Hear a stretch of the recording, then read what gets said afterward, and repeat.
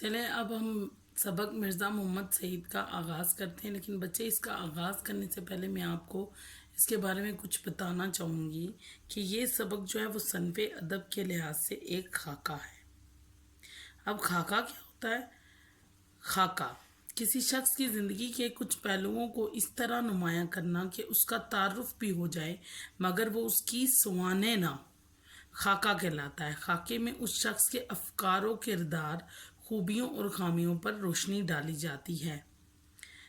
بچے، سوانح کا مطلب ہوتا ہے حالات زندگی، بایوگرافی، یعنی کہ سوانح میں کسی شخص کی پیدائش سے لے کر وفات تک کے تمام حالات کو قلم بند کر دیا جاتا ہے، لیکن اس کے لیے ظاہری سی بات ہے ضخیم اور طویل کتاب چاہیے، یعنی کہ اس کو لکھنے کے لیے پوری کتاب بھی اگر ہم لکھنے بیٹھے نا تو وہ بھی کم پڑ جاتی ہے۔ اس لیے کہہ رہے کہ خاکہ جو ہوتا ہے وہ تھوڑا سا مختصر تعارف ہوتا ہے جس پر اس شخص کی خوبیوں اور خامیوں کے بارے پر نظر ڈالی جاتی ہے، روشنی ڈالی جاتی ہے۔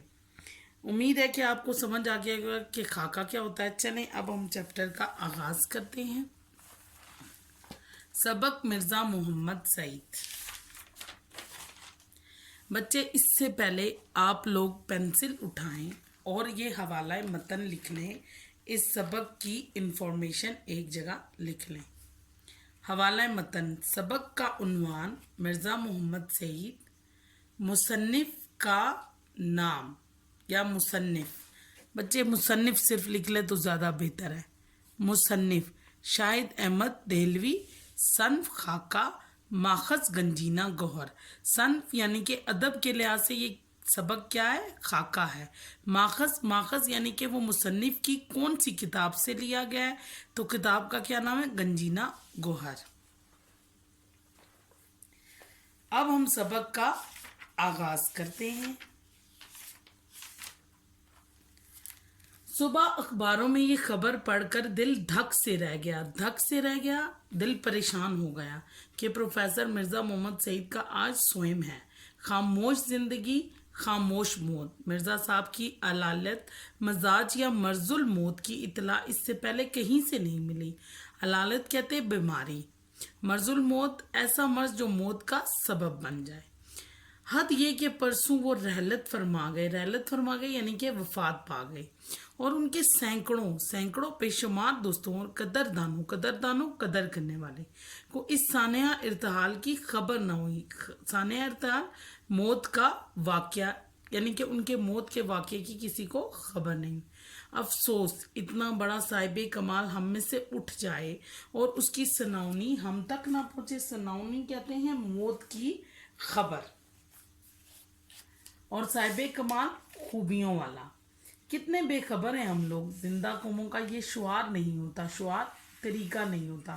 یعنی کہ مصنف کو جب یہ خبر ملی کہ مرزا محمد سعید جو ہے وہ وفات پا گئے ہیں اور ابھی تک کسی کو خبر نہیں ملی، تو انہیں بہت دکھ ہوا کہ مرزا محمد سعید ایسی شخصیت تھی جو کہ بہت علم رکھتے تھے، اور ان کی اتنی خاموش موت نہیں ہونی چاہیے تھی، یعنی کہ سب کو پتہ لگنا چاہیے تھا کہ ہمارے میں سے ایک بہت عظیم ہستی جو ہے وہ پردہ فرما چکی ہے۔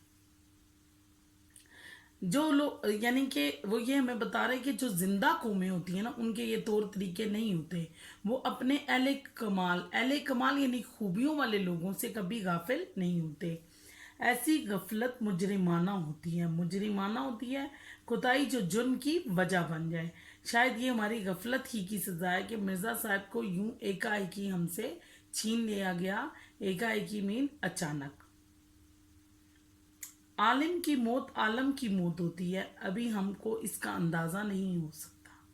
عالم جاننے والا، علم رکھنے والا، عالم دنیا۔ ابھی ہم کو اس کا اندازہ نہیں ہو سکتا کہ مرزا صاحب کے رخصت ہو جانے سے ہمارا کتنا بڑا نقصان ہو گیا۔ اب ان کی عدم موجودگی موجود نہ ہونا رہ کر ہمیں ان کی یاد دلائے گی، اور وقت کے ساتھ ساتھ ان کی جدائی کا گھاؤ گہرا زخم بڑھتا چلا جائے گا۔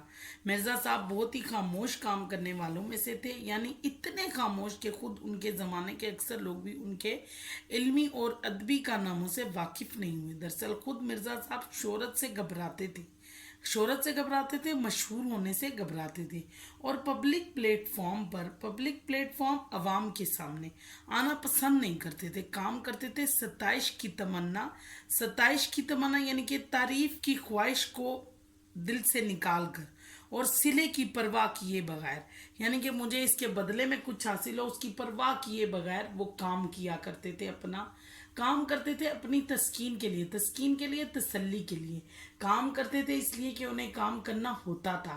فرمائشی کام یعنی کہ کسی کی فرمائش پر کیا جانے والا کام.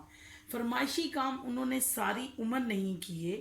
انہوں نے اب سے 55 سال پہلے سر عبد القادر کے رسالے مخزن میں مضامین لکھے، مگر شیخ صاحب کی فرمائش پر نہیں، بلکہ جب ان کو خود ان کا جی لکھنے کو چاہا.